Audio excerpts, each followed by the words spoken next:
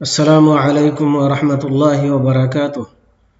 আলহামদুলিল্লাহি রাব্বিল আলামিন ওয়াসসালাতু ওয়াসসালামু আলা আশরাফিল আমবিয়াই ওয়াল মুরসালিন নবিয়িনা মুহাম্মদ ওয়া আলা আলিহি ওয়া আসহাবিহি আজমাইন। আম্মা বা'দ। সম্মানিত ছাত্র ভাইরা, আমি এখন লেভেল 4 এর তাওহীদের ক্লাস আরম্ভ করছি। আজকের বিষয়বস্তু হচ্ছে দিন ইসলাম নিয়ে ঠাট্টা ও বিদ্রূপ করা। তো দিন ইসলাম নিয়ে ঠাট্টা বিদ্রূপ করার বিধান কি, এবং হাসি মজাকের ছলেও যদি কেউ দিন ইসলামের কোনো কিছু নিয়ে ঠাট্টা বিদ্রূপ করে তাহলে তার বিধান কি, এ সম্পর্কে কিছু আলোচনা। আসুন আমরা জেনে নিই যে দিন ইসলাম নিয়ে ঠাট্টা করা সম্পর্কে আল্লাহ তাবারাকা ওয়া তাআলা এবং তার রাসূল সাল্লাল্লাহু আলাইহি ওয়াসাল্লাম আমাদেরকে কি দিক নির্দেশনা দিয়েছেন। দিন ইসলাম নিয়ে ঠাট্টা ও বিদ্রূপ এবং উপহাস করার বিধান কি? আল্লাহ পাক ইরশাদ করেন, ওয়ালাইন সাআলতাহুম লায়াকুলুন্না ইন্নামা কুন্না নাখুদু ওয়া নালআবু কুল আবিল্লাহি ওয়া আয়াতিহি ওয়া রাসূলিহি কুনতুম তাস্তাহজিউন। অর্থাৎ, এবং তুমি তাদেরকে প্রশ্ন করলে তারা নিশ্চয় বলবে যে আমরা তো আলাপ আলোচনা ও ক্রীড়া কৌতুক করতেছিলাম। বলো, তোমরা কি আল্লাহ, তার নিদর্শন ও তার রাসূলকে বিদ্রূপ করতেছিলে? সূরা তাওবা 65 নম্বর আয়াত। এখানে আল্লাহ তাবারাকা ওয়া তাআলা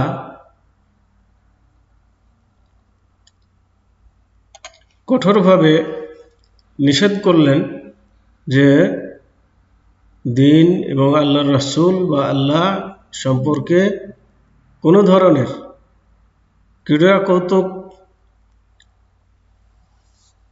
কৌতুকের ছলেও কোনো বিদ্রূপ করা যাবে না। এগুলা মহা অপরাধ। রাসূলুল্লাহ সাল্লাল্লাহু আলাইহি ওয়াসাল্লাম যে শরীয়ত নিয়ে এসেছেন তার আনিত কোনো বিষয়ের প্রতি কোনো ব্যক্তি ঠাট্টা বিদ্রূপ ও উপহাস করলে সে সমস্ত মুসলমানদের সম্মিলিত ঐক্যমত্যে কাফের হয়ে যাবে, যদিও প্রকৃতপক্ষে তার মনের দিক থেকে উপহাস করার উদ্দেশ্য না থাকে, এবং যদিও সে কৌতুক ও রসিকতার ছলে করুক না কেন। তার মানে মুসলমানদের সকল উলামায়ে কেরাম একমত এ ব্যাপারে যে কেউ যদি ইসলামের কোনো কিছু নিয়ে ঠাট্টা বিদ্রূপ করে, যদিও হাসি তামাশার ছলে করে, তবুও সে কাফের হয়ে যাবে, এতে কোনো সন্দেহ নেই।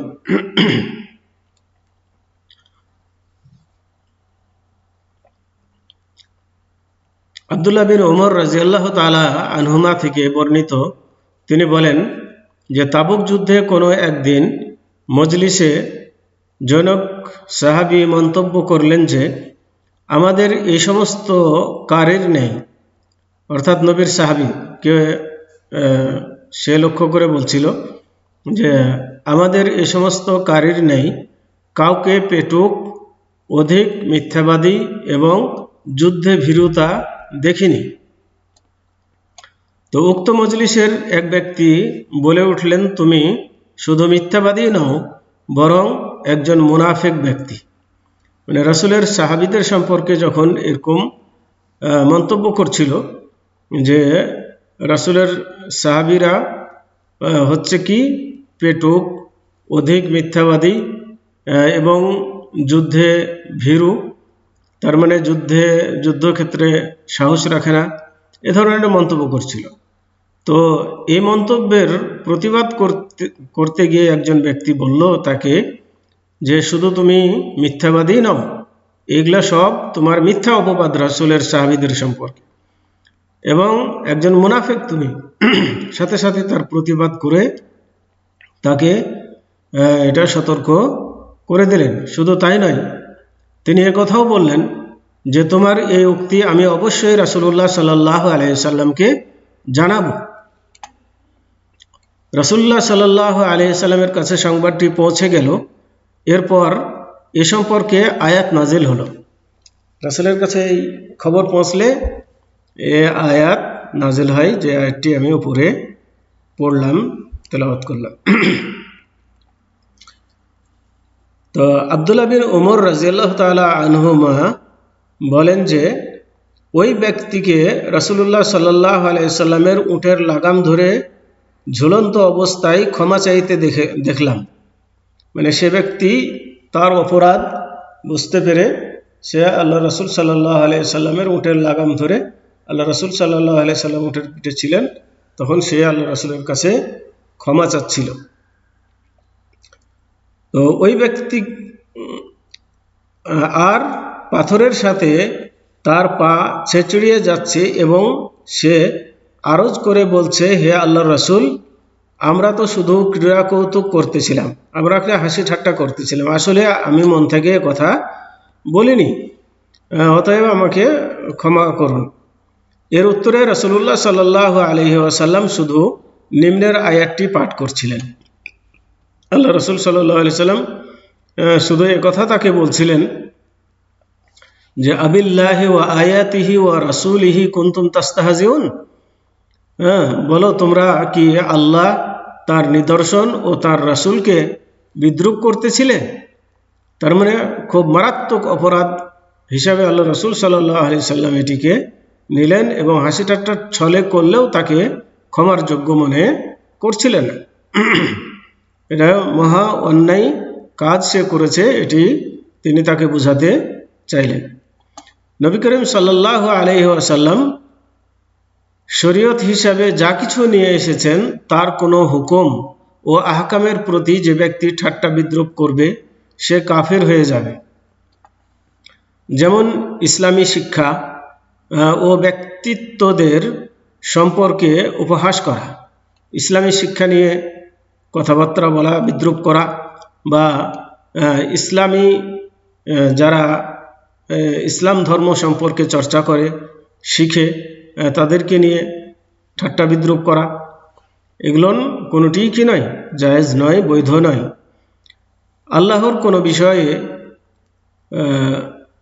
পুরস্কার ও শাস্তির ব্যাপারে উপহাস করা, আল্লাহ যে সমস্ত বিধান পুরস্কার হিসাবে বলেছেন বা শাস্তি হিসাবে বলেছেন, এ ধরনের বিধান নিয়ে বিদ্রূপ করা যাবে না।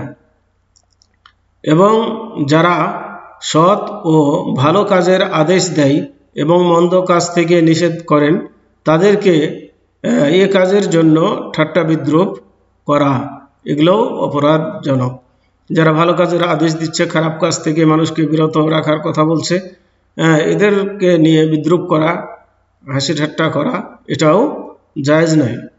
ফরজ বা নফল নামাজ নিয়ে বা নামাজ পড়ার জন্য নামাজীদের প্রতি কিংবা যারা লম্বা দাড়ি রাখেন সুদী কারবার পরিত্যাগ করাই উক্ত ব্যক্তিকে হাসি ঠাট্টা ও ব্যঙ্গ বিদ্রূপ করা, এগুলোও জায়েজ নয়। কোনো ব্যক্তি হয়তো লম্বা দাড়ি রেখেছে, সে সালাত আদায় করে, নামাজ পড়ে, সুদ খায় না, ঘুষ খায় না, এগুলো করার কারণে তাকে নিয়ে ঠাট্টা বিদ্রূপ করা, এটিও ইসলামের সাথে ঠাট্টা বিদ্রূপ করা এবং এটি মহা অন্যায়, সে ক্ষমার অযোগ্য। প্রত্যেক মুসলমানের প্রতি অপরিহার্য কর্তব্য হলো যে যারা দিন ইসলাম নিয়ে ব্যঙ্গ বিদ্রূপ করে তাদের বিরুদ্ধে কঠোর হওয়া, যদিও সে তার কাছে সবার চেয়ে অধিক ও নিকটবর্তী হোক না কেন। যদিও কোনো ব্যক্তি নিকটতম হয় আর সে ইসলাম নিয়ে যদি ঠাট্টা বিদ্রূপ করে, তাহলে তাকে কঠোরভাবে তার বিরুদ্ধে কঠোর হতে হয়। তার সঙ্গে উঠা বসা পরিত্যাগ করবে এবং সে তাদের অন্তর্ভুক্ত যেন সে তাদের অন্তর্ভুক্ত না হয়ে যায়। আল্লাহ পাক ইরশাদ করেন, মানে কেউ যদি ঠাট্টা বিদ্রুপ করে তাহলে সে তো প্রতিবাদ করবেই এবং তাদের সাথে সে সঙ্গ দিবে না, কারণ তাদের সাথে থাকলে তাদের অন্তর্ভুক্ত হয়ে পড়বে। এজন্য তাদেরকে পরিত্যাগ করে সেখান থেকে চলে যাবে যেখানে ঠাট্টা বিদ্রুপ, ইসলামকে নিয়ে কোনো ঠাট্টা বিদ্রুপ করা হয়, ইসলামের কোনো কাজকে নিয়ে ঠাট্টা বিদ্রুপ করা হয়, সেখান থেকে সেই স্থান সে ত্যাগ করবে। আল্লাহ তাবারাক ওয়া তাআলা বলেন, ওয়াকাদ নাজ্জালা আলাইকুম ফিল কিতাবে আন ইযা সামি'তুম আয়াতিল্লাহি ইউকফারু বিহা ওয়া ইউস্তাহজাউ বিহা ফালা তাকউদু মা'আহুম হাত্তা ইয়াখুযু ফি হাদিসিন গায়রিহি ইন্নাকুম ইযাম মিসলুহুম ইন্নাল্লাহা জামিউল মুনাফিকিনা ওয়াল কাফিরিনা ফি জাহান্নাম জামিআ।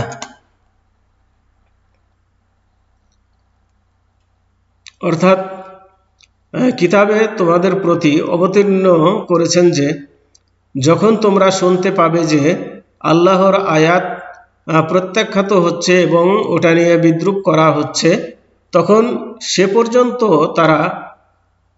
যে পর্যন্ত তারা অন্য প্রসঙ্গে লিপ্ত না হবে তোমরা তাদের সঙ্গে বসবে না, অন্যথায় তোমরাও তাদের মতো হবে।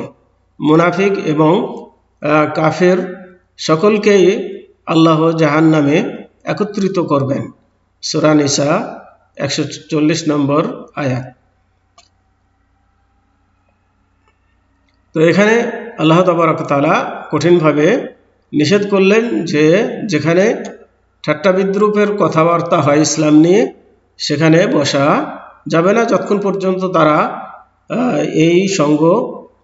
এই পাঠ পরিবর্তন না করবে, যতক্ষণ পর্যন্ত অন্য কথায় লিপ্ত না হবে ততক্ষণ পর্যন্ত তাদের সঙ্গ দেওয়া যাবে না। এবং তাদেরকে আল্লাহ তাবারক ওয়া তাআলা মুনাফিক এবং কাফেরের সাথে তুলনা করেছেন এবং তাদের পরিণাম জাহান্নাম বলে আখ্যায়িত করেছেন। অতএব আসুন আমরা দ্বীন ইসলামের ব্যাপারে যেন সতর্ক হই, কোনো দ্বীন ইসলামের কোনো কিছুকে নিয়ে যেন ঠাট্টা বিদ্রূপ না করি। বর্তমান যুগে অনেক আলেম ওলামাদেরকে দেখা যায় যে নামাজের কিছু জিনিস নিয়ে ব্যঙ্গ বিদ্রূপ করে থাকে অন্যদেরকে হেয় প্রতিপন্ন করার জন্য। তো এই সকল কিছু অত্যন্ত গর্হিত কাজ, কারণ যেটি হাদিসে আছে, মানে এগুলো নিয়ে ব্যঙ্গ বিদ্রূপ করা মানে দিনের জিনিসকে নিয়ে, ধর্মীয় জিনিসকে নিয়ে ব্যঙ্গ বিদ্রূপ করা, যেগুলো হাদিস থেকে প্রমাণিত সেগুলোকে নিয়ে কোনো ব্যঙ্গ বিদ্রূপ করা যাবে না। অতএব এগুলো থেকে অবশ্যই বিরত থাকতে হবে। তো আল্লাহ রাব্বুল আলামিন আমাদের হেফাজত করুন, যাতে করে আমরা এর থেকে বিরত থাকতে পারি এবং আমাদের দ্বারা যেন এই ধরনের কাজ সংগঠিত না হয়। এই বলে আজকের সংক্ষিপ্ত দার্স এখানেই শেষ করছি। ওয়া আখিরু দাওয়ানা আনিল হামদুলিল্লাহি রাব্বিল আলামিন ওয়া সাল্লাল্লাহু আলা নাবিয়িনা মুহাম্মদ ওয়া আলা আলিহি ওয়া আসহাবিহি ওয়া বারিক ওয়া সাল্লিম। আসসালামু আলাইকুম ওয়া রাহমাতুল্লাহি ওয়া বারাকাতুহু।